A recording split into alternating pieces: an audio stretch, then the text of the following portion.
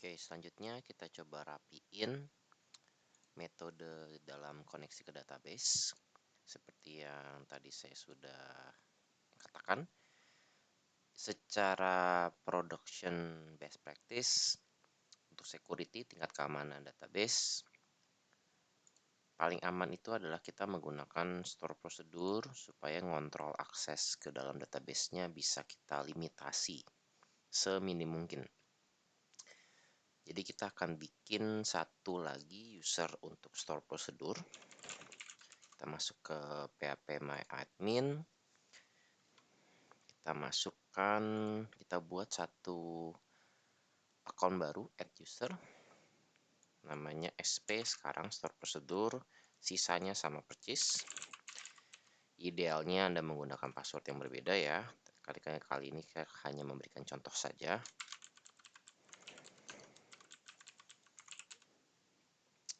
Lalu untuk otorisasi atau privilege-nya, kita akan centang hanya execute saja. Ini untuk menjalankan store prosedur. Jadi dia nggak bisa select manual, nggak bisa insert data, nggak bisa update, delete langsung. Dia harus menggunakan store prosedur. Kalau kita sediakan store prosedur untuk insert data tertentu, maka dia bisa menggunakan itu. Tapi dia tidak bisa secara bebas mengakses seluruh database dan melakukan manipulasi data langsung ke database-nya. Harus menggunakan store prosedur. Jadi store prosedur itu anggap aja kayak beda kalau Anda punya akses ke file, maka store prosedur itu adalah settingan Anda boleh ngapain aja di file itu. Kalau Anda sebagai administrator, maka Anda bisa hapus tabel, hapus database bahkan, hapus baris, bisa update kolom apapun, itu sebagai super administrator. Tapi kalau store prosedur kita jauh lebih in control. Kita coba tes sekarang, kita coba tes. Lihat dulu, oke sudah terbentuk SP di sini. Kita sekarang coba login menggunakan login store prosedurnya ya. Hostnya sama localhost, username-nya sekarang SP, password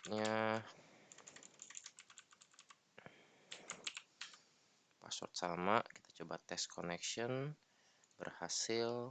Localhost-nya kita sebut SP, beda sama yang tadi SA, dan defaultnya sekarang kita ke RC.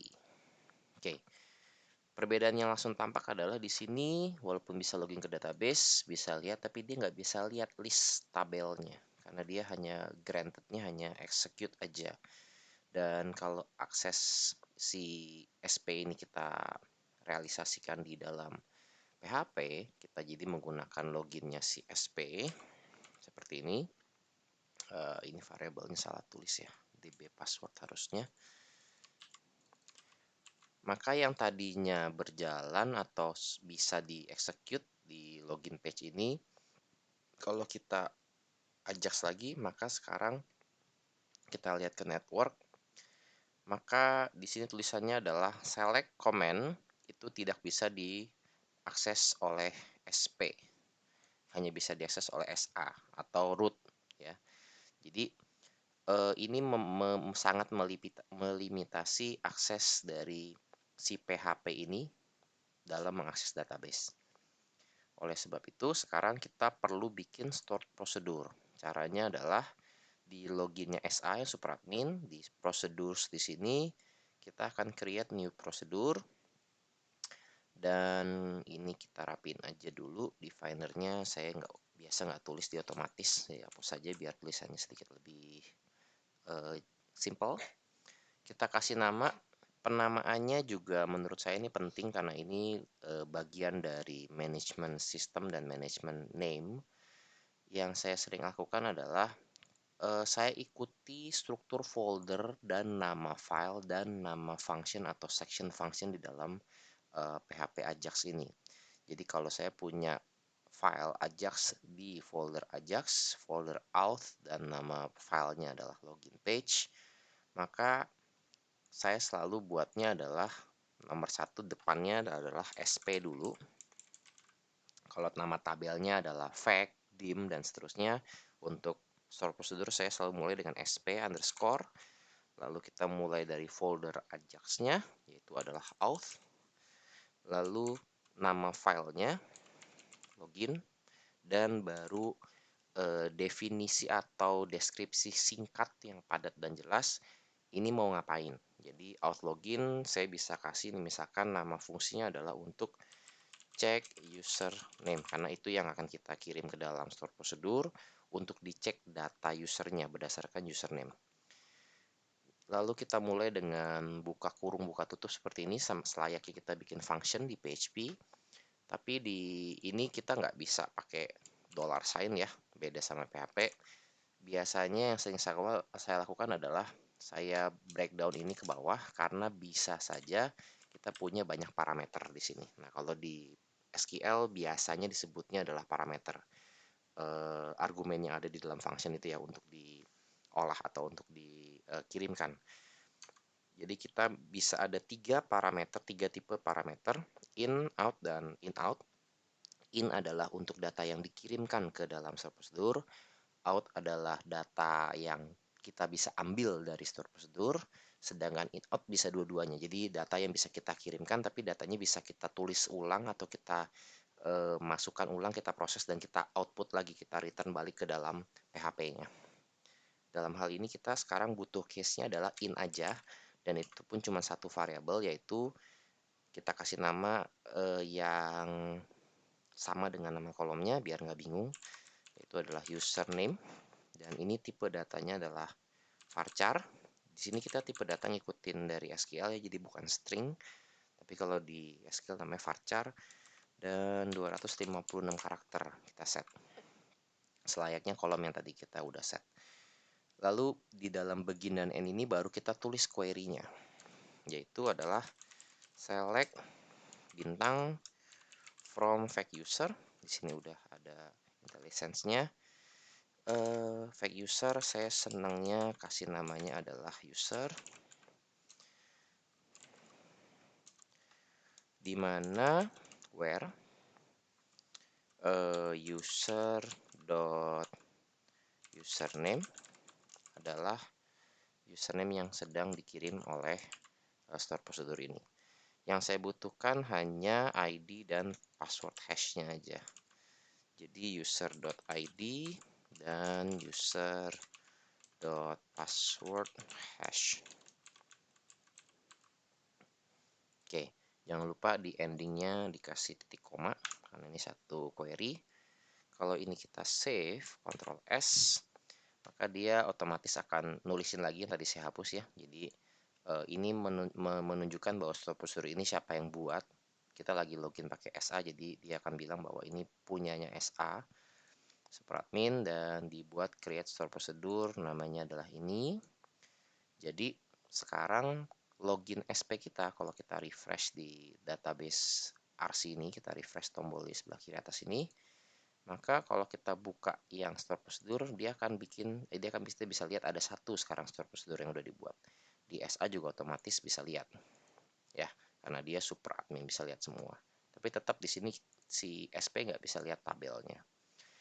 Jadi di PHP pun ini sama realisasinya. Dia bisa mengakses SP out login check username ini, tapi nggak bisa langsung select from fake user.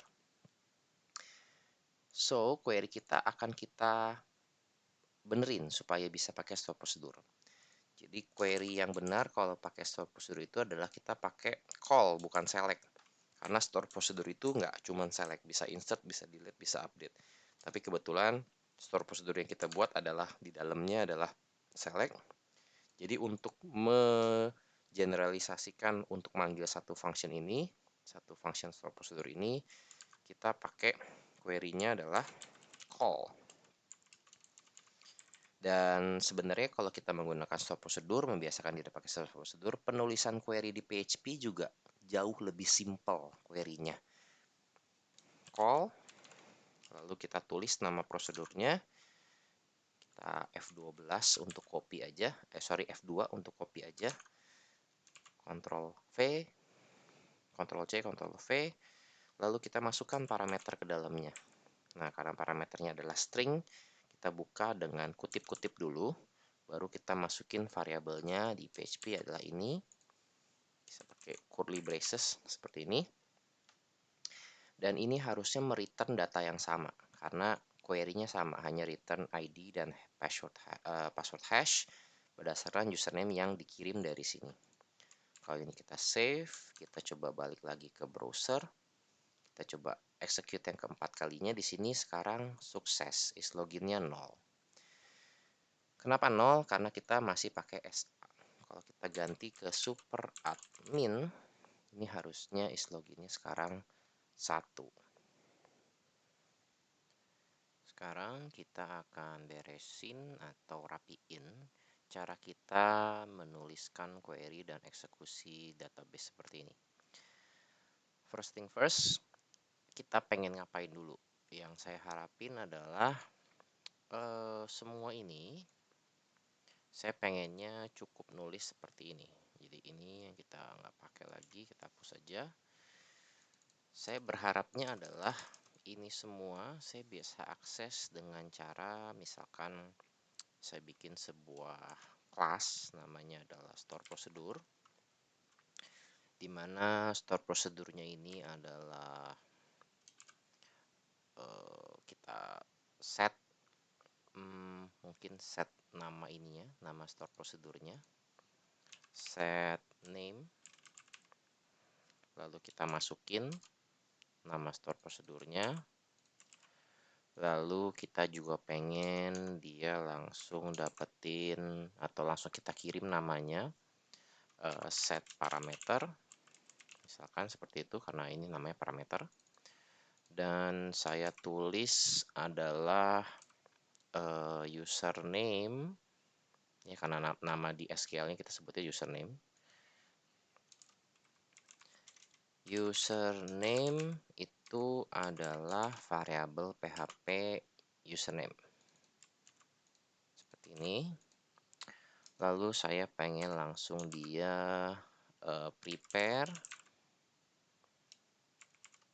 terus langsung execute, dan langsung fetch.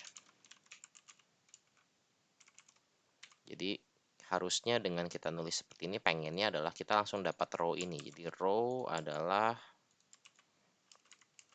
ini, dan ini harus merupakan kelas. Jadi mungkin saya bilang dulu bahwa sp adalah new class, misalkan saya sebut class store prosedur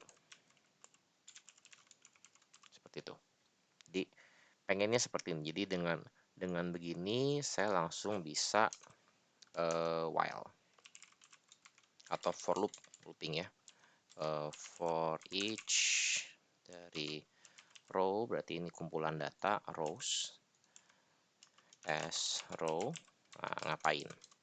Ngelakuin ini gitu. Jadi ini semua saya berharapnya pengen bisa nulisnya sesimpel ini, atau bahkan kalau ini sudah bisa stabil, saya cuma bisa cukup nulisnya pengennya begini aja nanti. Ini set parameter, mungkin kita tulis F5 gitu misalkan, karena ya kita biasa kalau di SQL tuh F5 ya, untuk eksekusi proses kayak refresh browser gitu. Jadi ini semua bisa di shortcut dengan ini, tapi kita buat yang ini dulu. Nah, jadi kita perlu bikin kelas baru yang namanya adalah store prosedur. Tapi yang perlu diingat adalah di sini saya buatnya Ajax itu lepas dari controller yang udah ada. Itu kita bisa siasatin sih sebenarnya, tapi saya pengen melakukan pendekatan yang agak muter dulu, tapi bulletproof nanti untuk future-nya. Jadi ini adalah kelas baru, jadi saya akan bikin store prosedur di sini, new store prosedur class.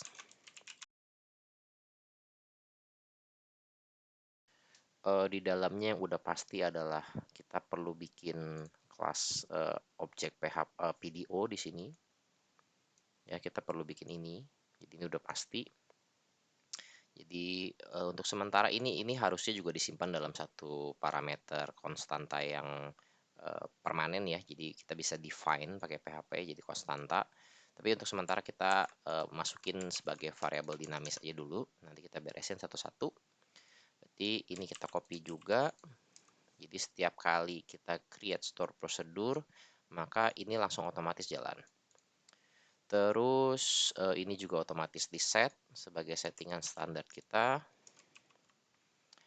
Baru di sini kita punya beberapa function seperti contohnya adalah set name, set parameter, ini S ya, bisa banyak. Set name, set parameter, prepare, execute, dan fetch. Oke, kita buat satu-satu. Ini kita ganti dulu set name dan ini kita hapus. Kita buat kelas baru di sini. Set name expected-nya adalah string. Di sini saya kasih nama variabelnya adalah sp name. Berarti kita harus punya satu variabel global di sini string spname dan di setnya di sini. This spname sama dengan seperti itu. Lalu kita juga perlu bikin variabel global PDO-nya ya. Jadi ini sementara protected ya. Karena untuk nulisnya kita harus pakai function, jadi protected aja. Terus ada protected juga PDO kita.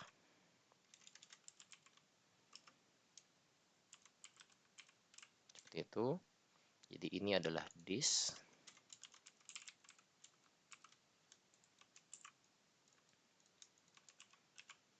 Oke.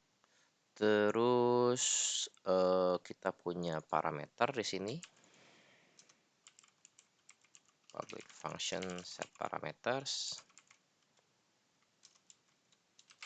Expected-nya adalah array of parameters atau params saja ya, yang singkat params parameters.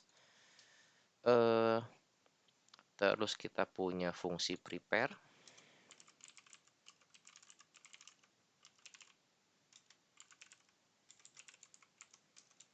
Punya function execute dan fetch. Nah, yang perlu diperhatikan adalah saat kita set parameter di sini, yang dilakukan sebenarnya adalah kita masukin query kita, dari query yang udah ada nih kita tambahin kan, kita kan cuma ngasih nama doang. Karena gini execute as store prosedur, pasti nanti query-nya otomatis di dalam kelas ini akan ada call spasinya. Terus otomatis akan dalam kurung. Dan tergantung dari apa yang di set parameter di sini, dia akan bikin parameternya di dalam sini nanti. Jadi dua ini sebenarnya adalah generate query nih, set name sama set parameter ini dia akan generate query, string query ini. Oke, lalu untuk prepare, kalau kita perhatikan PDO prepare ini otomatis akan mereturn sebuah variabel statement object statement dari PDO.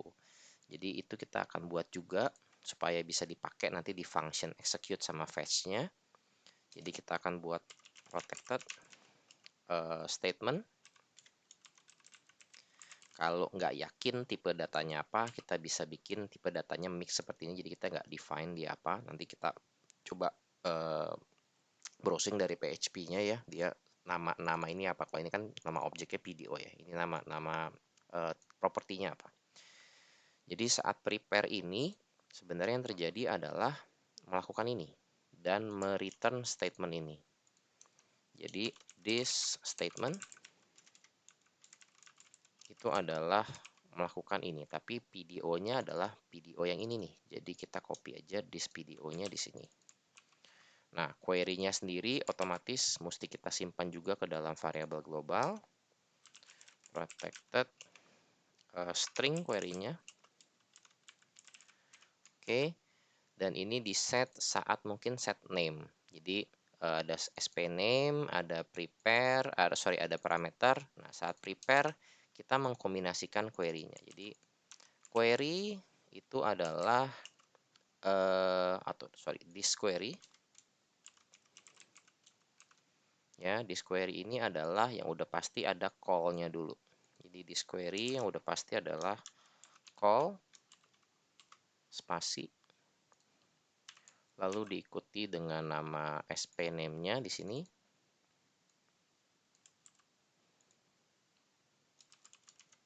lalu diikuti dengan kurung buka dan kurung tutup. Nah, seperti ini. Ini typical query.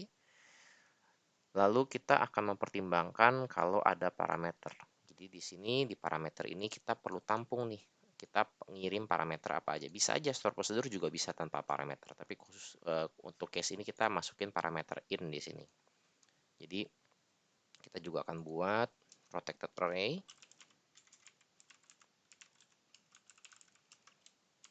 Kalau ini berarti saya sebutnya adalah parameter. Pakai S karena di array. Jadi parameter ini karena akan selalu dicek untuk di looping di sini, saya akan kasih default value-nya adalah array kosong seperti ini. Dan kalau ada berarti di sini if ini nggak usah di if iset ya karena ini nggak ada default value nullnya, jadi kita bisa langsung looping aja. For each dari parameter as parameters, jadi parameter tanpa s, maka kita akan masukin dia di sini. Parameter, oh sorry ada key-nya di sini ya. Kita masukin key di sini. Jadi ada key-nya dulu. Parameters key nilainya adalah param. Nah, parameter ini adalah yang ini nih, jadi this. Kenapa saya nggak langsung masukin aja this parameter sebagai nilai ini? Karena saya mempertimbangkan kalau seandainya kita mau masukin beberapa kali gitu. Kita mau masukin ini mungkin ada ID-nya, ini mungkin ada name biasanya. Jadi kita bisa masukinnya seperti ini, kita juga bisa masukinnya multiple array seperti ini. Jadi saya pengen bikinnya fleksibel. Jadi apapun caranya, kalau kita langsung this parameter sama dengan params, otomatis hanya nyimpen yang paling terakhir aja, karena yang pertama kedua pasti akan selalu ketumpuk dengan yang paling terakhir. Jadi dengan begini maka parametersnya ini akan selalu nambah terus kalau kita looping dari parameter ini. Oke, untuk case ini cuma satu aja parameternya. Nah, karena sudah ada parameter dengan key ini, maka di sini saya bisa looping. For each parameters yang ada key-nya, jadi s key-nya juga saya bongkar lagi di sini, dan di sini saya sebutnya adalah parameter seperti itu. Maka kita akan masukin dia di sini. Nah, sementara key-nya saya nggak pakai dulu, tapi nanti ini akan berperan saat kita akan memvalidasi apakah benar store procedure ini memang diperbolehkan memasukkan nilai atau memasukkan variabel untuk nama parameternya adalah username. Sementara kita abaikan dulu key-nya, nanti kita akan gunakan. Kita akan cek dulu, kalau parameternya ternyata string, contohnya seperti ini username, maka saya perlu nambahin kutip di sini. Buka dan tutup. Kalau misalkan dia angka, MySQL tidak mengharuskan kita pakai kutip, jadi kita bisa lebih mempercantik aja sih sebenarnya. Kutip juga nggak apa-apa, cuman lebih formal dan lebih bener aja. Jadi karena kita nanti mau concatenate dengan kita mau implode ya dengan koma gitu kalau parameternya banyak. Jadi semua parameter ini saya tampung dulu di sini sebagai array lagi. Di sini saya sebutnya adalah parameters ya, jangan kebalik sama yang ini karena ini yang this berarti yang global ini. Parameters adalah array kosong dan kita simpan dulu. Jadi parameters if kita cek dulu ya, dia string bukan. If parameter itu adalah is string, maka yang kita lakukan adalah parameter ini kita masukkan kutip-kutip dan kita masukkan nilai parameternya seperti itu. Jadi ada kutipnya bagian dari teksnya ya, jadi kita pakai kutip gede aja di luar. Jadi ini itu adalah ini dari sini sampai sini nih. Nah ya seperti itu. else, kita untuk amannya jangan langsung else aja, kita anggap kalau else itu adalah numerik. Jadi untuk amannya kita else if is numerik. Apakah dia angka? Gitu. Apakah ini angka? Kalau ini angka, berarti kita ngelakuin hal yang mirip, bedanya adalah tanpa kutip. Nah, sementara gini dulu, karena kita belum ada case yang lain selain string dengan integer atau numerik. Nanti mungkin kita bisa casein kalau misalkan dia desimal, atau mungkin dia formatnya datetime, dan seterusnya.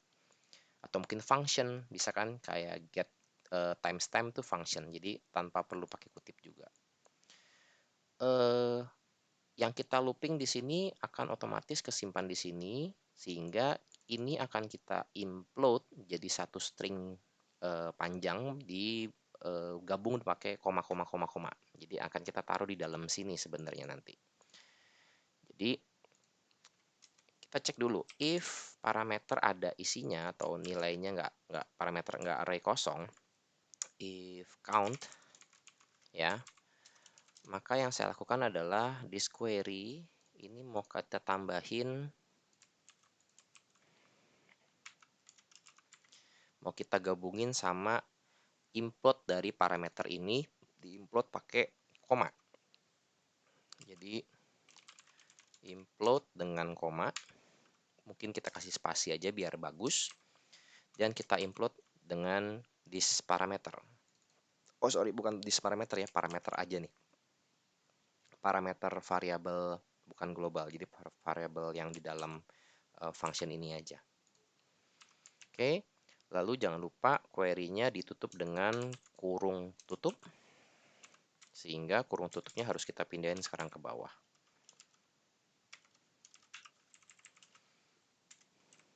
Nah, seperti ini kita pindahin ke bawah. Jangan lupa juga diikuti dengan titik koma. Query yang di sini sekarang, this query, sekarang kita bisa setnya seperti ini, dia otomatis akan nulis seperti ini. Ya, jadi this query lah, inilah yang akan kita kirim ke dalam prepare, dan optionnya pun kita tulis manual di dalam kelasnya si prosedur ini seperti ini. Oke, sehingga kalau kita coba tes dulu ya, kita coba tes, kita bikin function untuk get query-nya, public function untuk get query yang udah ditulis seperti apa. Kita bisa return this query untuk ngecek dulu nih sebelum kita lanjut ke eksekusi, dan fetch query kita udah bener belum tulisannya seperti ini. Oke, jadi ini kita komen dulu. Terus sementara kita satu-satu dulu ya. Jadi sp di set name, terus sp set parameter, sp prepare, dan kita lakukan ini, kita tutup dulu, dan kita lakukan adalah query adalah sp get query, seperti itu. Jadi ini kita tutup dulu, dan query-nya kita lempar ke sini. Is loginnya masih ada di atas kan ya, 0, biarin dulu aja.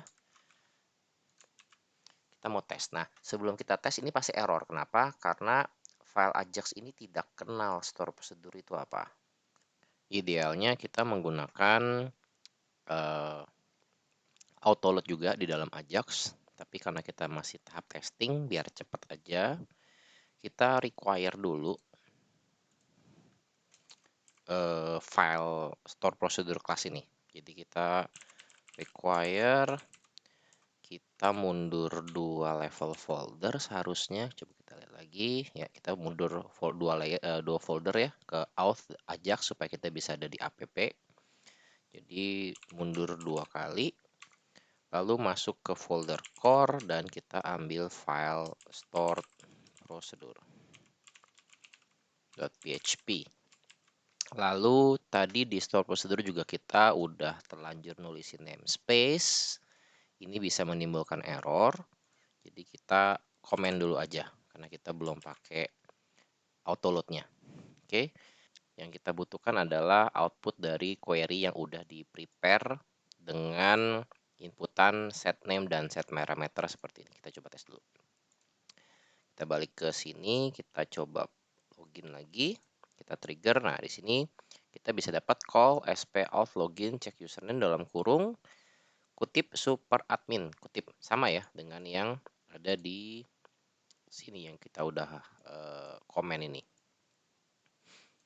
Oke, jadi bisa diputuskan atau bisa di declare kalau ini so far sesuai dengan harapan.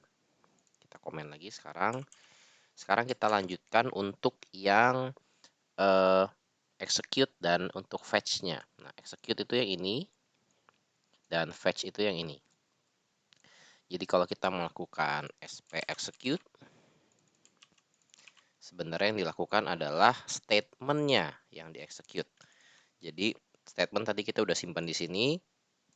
Sekarang kita tinggal statement, kita tanda panahin lagi untuk melakukan fungsi execute. Lalu untuk fetch-nya sendiri, kita ngelakuin ini.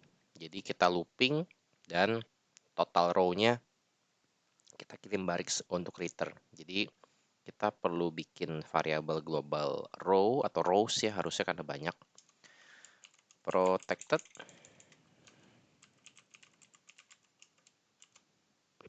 rows.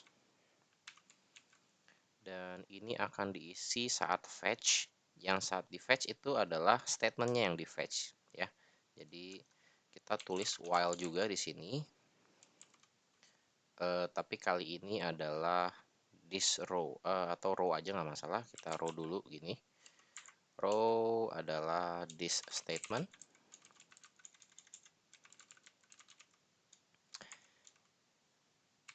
Terus kita fetch dengan PDO fetch associative array.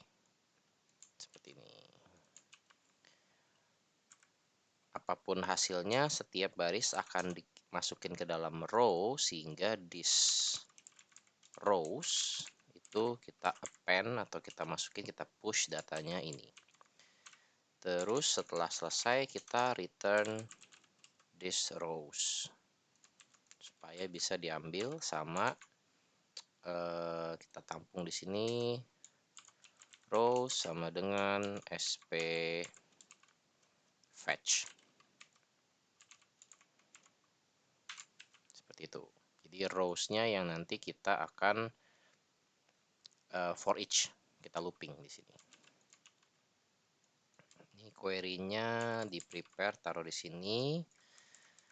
Nah, berarti loopingnya kita bisa lakukan hal ini sekarang. Yang tadinya seperti ini, sekarang kita ngelakuinnya di sini. Ini kita tempel lagi ke atas supaya jadi satu. Oke, ini yang lama, ini yang baru. Kita coba cek lagi ya. Untuk setiap row-nya kita pakai nama variabel yang sama, jadi row-nya tetap sama. Query-nya coba kita keluarin lagi supaya bisa di output juga ke JSON code-nya.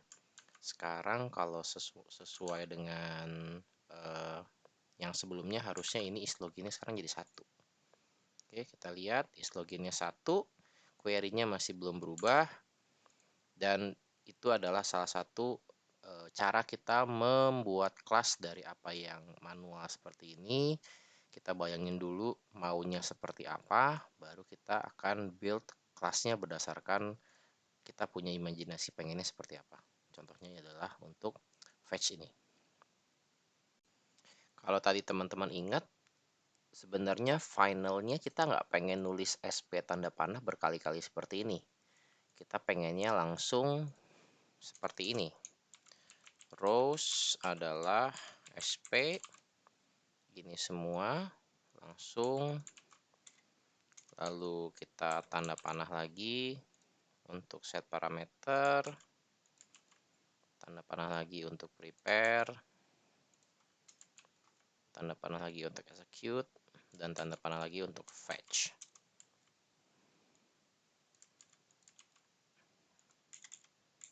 Ya, bagaimana ini bisa dilakukan?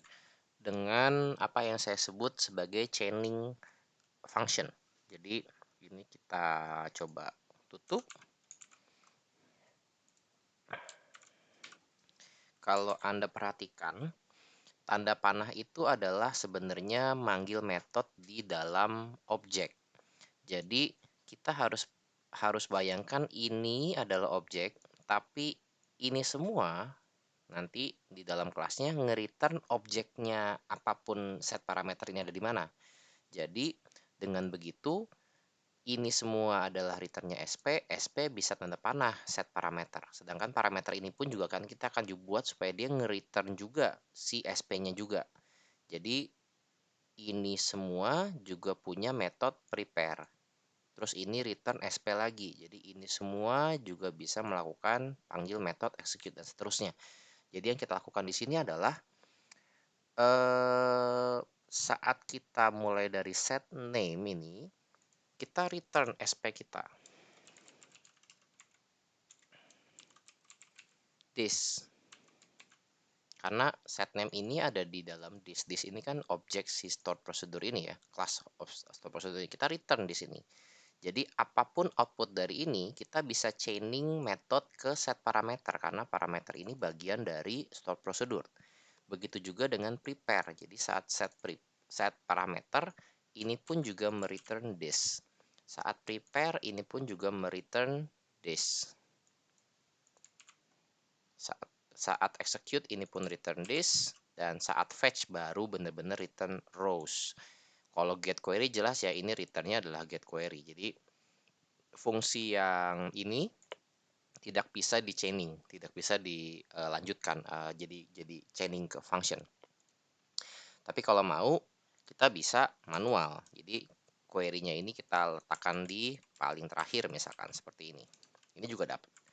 Nah, kalau stop prosedurnya kita buat begini, harusnya kalau nggak ada salah ketik ini juga sama hasilnya. Kita coba. Nah, sama ya hasilnya, is loginnya 1 juga, query-nya pun sama. Jadi, kelihatannya jauh lebih profesional aja sih kesannya untuk manggil metode store procedure ini. Selanjutnya, kita akan implementasikan salah satu security di dalam pengiriman form, yaitu namanya CSRF token. Jadi kita taruh ini di dalam form kita. Dalam bentukan biasanya sih inputan hidden ya. Jadi kita bikin dulu input hidden dengan nama, misalkan saya kasih namanya adalah token. Value kita kosongkan dulu. Jadi CSRF token ini adalah sebuah kata sandi yang dikirimkan oleh form dan dikirimkan ke sebuah tujuan yang kedua belah pihak, baik pembuat form dan si pemproses formnya itu tahu bahwa memang kata sandinya cocok. Jadi kayak kata-kata kunci gitu. Jadi kalau formnya ini tidak mengirimkan token yang valid, maka Ajax kita harusnya tidak memproses koneksi database dan pengecekan user ini. Jadi ini kita rapiin dulu, kita buang dulu yang sudah tidak diperlukan. Kita ada semacam pengecekan di sini. If is valid itu misalkan kita bikin variabel namanya is valid, maka baru ngelakuin ini semua. Oke, loginnya pun update-nya di dalam, di sini, gitu. Jadi, oh sorry, query-nya kita update di dalam. Query-nya kita letakkan di sini. Misalkan seperti itu, hanya untuk pengecekan aja. Jadi, itu kita perlu ngajarin ke PHP apa yang dimaksud dengan validnya 1. Bagaimana cara kerjanya dengan penggunaan kata sandi tersebut. Jadi kalau seandainya kita kirimkan sebuah kata sandi yang nilainya adalah tes. Karena ini berupa di dalam form, kita bisa ambil ini di sini. Dengan kita namakan adalah token. Jadi post token, kita bisa bilang bahwa if token adalah tes, maka is validnya adalah 1. Kalau enggak, is validnya 0. Seperti itu. Ya, karena kita memang punya token kita namanya tes, nilainya tes. Jadi kalau formnya ini kita kirimkan, di sini kita masukkan lagi super admin, maka di sini kita akan mengirimkan satu variabel baru namanya tes, dan di dalam Ajax kita cek apakah token kita itu tes, baru dia melakukan pengecekan database. Kalau tidak, contohnya adalah di sini, saya misalkan adalah tes 2. Kita refresh lagi. Walaupun data yang dikirimkan betul, maka dia tidak akan memproses is loginnya 0. Bahkan di sini kita bisa lakukan pengecekan untuk pengetesannya biar yakin.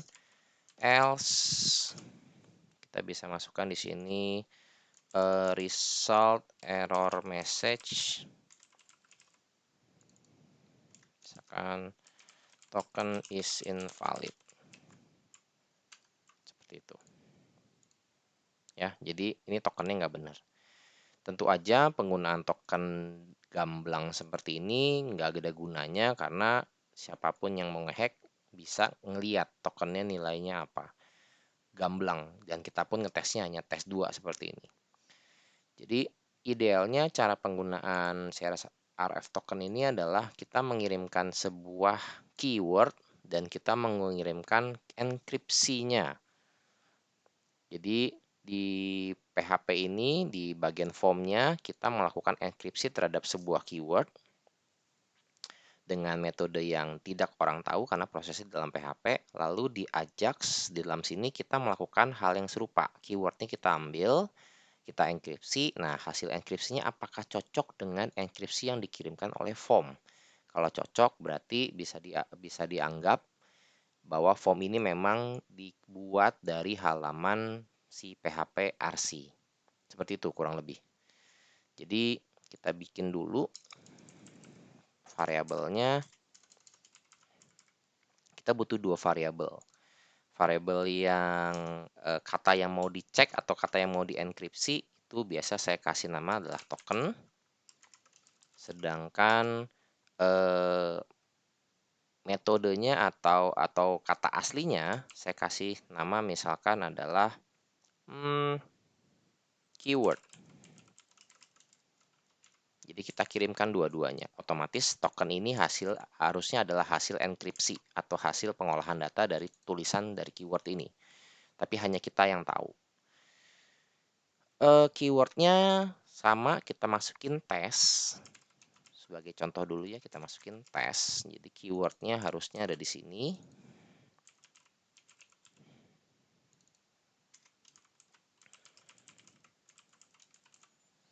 Lalu tokennya ini kita bisa menggunakan fungsi PHP, yaitu adalah hash hmax.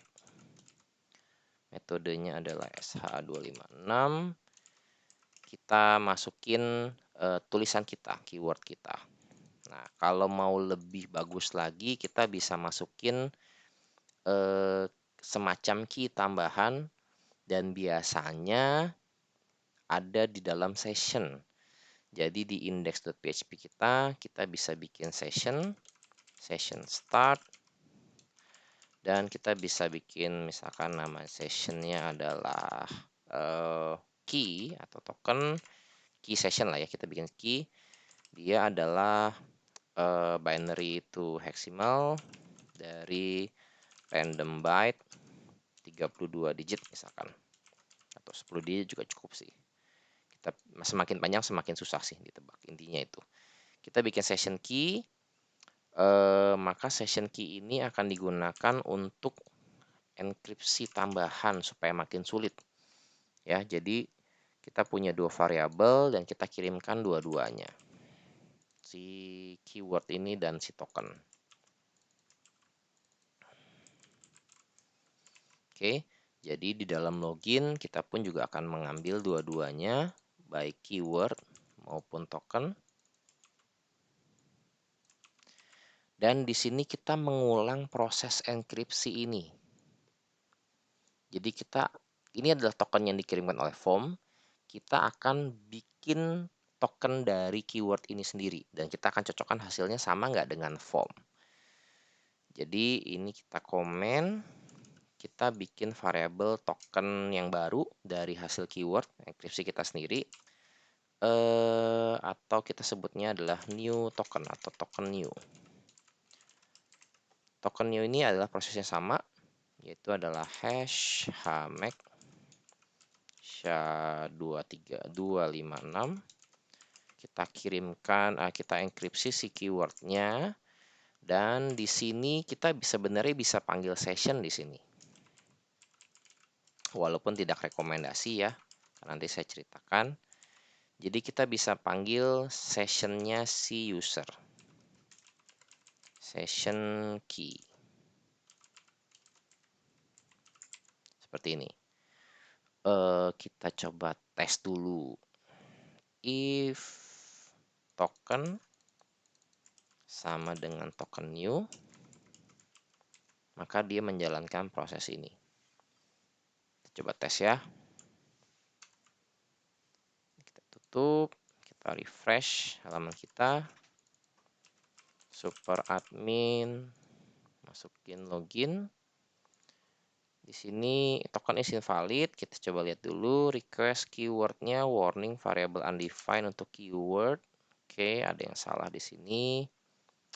Keyword adalah test session key. Keyword harusnya bisa ada di sini. Kita kurang PHP di sini. Kita coba lagi. Super admin. Oke. Keywordnya tes, tokennya ini adalah hasil enkripsi kita. Si tes ini kita enkripsi menggunakan metode SHA-23256 dengan tambahan key dari session. Kita lihat respon kita, nah responnya berhasil nih. Jadi tokennya sama antara yang dikirim dari form login ini, si token ini, dengan kita memproses ulang tes ini, kita lakukan enkripsi yang sama. Bisa dipastikan karena kita hanya melakukan ini kalau tokennya cocok. Oke, jadi ini salah satu konsep dasar penggunaan CSRF token. Nah, tentunya kita bisa membuat ini jauh lebih sulit ditebak dengan menggunakan nama-nama yang tidak terlalu jelas ya. Kalau maksudnya terlalu jelas begini. Kalau kita lihat view page source, ini kelihatan banget bahwa ini adalah semacam keyword dan token, ya nggak sih? Jadi hacker umum pun juga kalau dia bisa view page source, ya pasti akan bisa tebak bahwa kayaknya ini token CSRAV nih, seperti itu. Walaupun dia nggak tahu bagaimana cara membuat si tes ini jadi seperti ini. Mungkin dia bisa coba-coba, tapi dia nggak tahu pasti. Tapi ini adalah dua kombinasi karena namanya sangat eye catching sekali, keyword dengan token. Jadi yang biasa saya lakukan adalah kita bisa menyembunyikan keyword kita dalam nama form yang berbeda, nama name input yang berbeda. Contohnya, misalkan daripada saya punya keywordnya adalah tes, maka saya punya yang namanya, saya biasa menggunakan form ID sih, sehingga setiap form akan punya token yang berbeda-beda. Jadi form ID saya dalam hal ini, kalau kita lihat di bawah adalah namanya form login. Oke, dan form login inilah yang saya enkripsi ke dalam. Jadi token saya ini sebenarnya adalah enkripsi dari kata form login. Nah, terus form ID ini saya kirimkan juga sebagai keywordnya, tapi saya kasih nama di sini adalah form ID. Seperti itu. Jadi Kalau ini kita lihat di view page source, ini nggak terlalu kelihatan. Nah, karena mungkin aja hacker akan lihat ini, oh ini hanyalah menjelaskan ini formnya apa, karena ini sebenarnya nilainya sama dengan ini, ya kan? Jadi nggak langsung kelihatan atau ketebak bahwa ini adalah keywordnya, karena saya menggunakan kata yang mungkin nggak terlalu jelas gitu, nggak langsung kelihatan jelas bahwa ini adalah keywordnya. Kedua, yang bisa kita lakukan lagi adalah kita bisa nambahin teks spesifik tertentu yang sifatnya statik apa. Jadi kita nggak mengenkripsi form login aja, karena penggunaan hash HMAC ini sangat umum digunakan. Jadi orang mungkin tebak-tebak dengan menggunakan metode yang lain pun dengan session key yang sama, karena metodenya memang umumnya begini, itu orang bisa tebak, bisa dapat nih si key-nya ini. Jadi kalau ada user yang pintar, cukup pintar, testingnya berkali-kali dapat, dia bisa merekayasa form ini dengan token dan keyword yang sama dan manggil ke request Ajax yang alamatnya sama, sehingga datanya diproses. Jadi biasa saya suka nambahin teks tambahan di sini. Di dalam formnya kita memang bilangnya form ID kita adalah hanya form login aja, tapi yang kita enkripsi itu kita tambahin. Misalkan valid for, di sini saya biasa masukin sebuah nilai yang juga berubah-ubah tapi cukup konstan per hari. Saya tambahin di sini adalah tanggal, misalkan valid for YMD, seperti itu. Jadi sebenarnya teks yang kita enkripsi di sini bukanlah hanya form login doang, tapi tulisan panjang form login valid for tanggalnya. Jadi dengan begini pula kita bisa memastikan bahwa walaupun usernya masih menggunakan session yang sama, browsernya tiap hari dibuka, tapi token ini akan tiap hari berubah karena ininya udah berubah setiap hari. Belum lagi nanti form ID-nya pun berubah-berubah karena punya form yang berbeda-beda, ya. Jadi dengan begini kita bisa bilang bahwa dilihat sekilas di sini, dilihat sekilas view page source, kombinasi antara form login dengan hasil enkripsinya ini hampir mustahil bisa ketahuan bagaimana cara mau mengenkripsinya, karena di sini selalu ada tambahan nilai yang hanya kita yang tahu dan hanya form ini hanya PHP dan hanya Ajax yang tahu. Di HTML-nya udah nggak kelihatan form login ini kita tambahin teks apa. Anda bisa menambahkannya di depan teksnya, Anda bisa tambahin di belakang, Anda bisa menggunakan kalimat yang berbeda. Harusnya nggak akan bisa ketebak. Dan sebelum mereka berhasil mencoba untuk mencoba berbagai macam kombinasi, pindah jam 12 malam, tokennya udah berubah lagi. Seperti itu kurang lebih konsepnya. Jadi ini pendekatan-pendekatan yang kita bisa akalin di luar kita pakai metode security yang lain selain CSRF token. Sehingga kita punya tulisan awalnya nih form ID aja, tapi kita tahu bahwa harusnya ditambahin valid for date YMD. Jadi pertama yang kita edit adalah keyword kita namanya bukan keyword. Keyword kita namanya sudah kita ganti, namanya adalah form ID. Itu satu. Lalu yang kedua adalah yang kita cek bukanlah form ID yang dienkripsi, tapi form ID yang sudah kita tambahkan sebuah teks yang statik, yaitu adalah valid for, lalu ada tanggalnya. Seperti ini. Jadi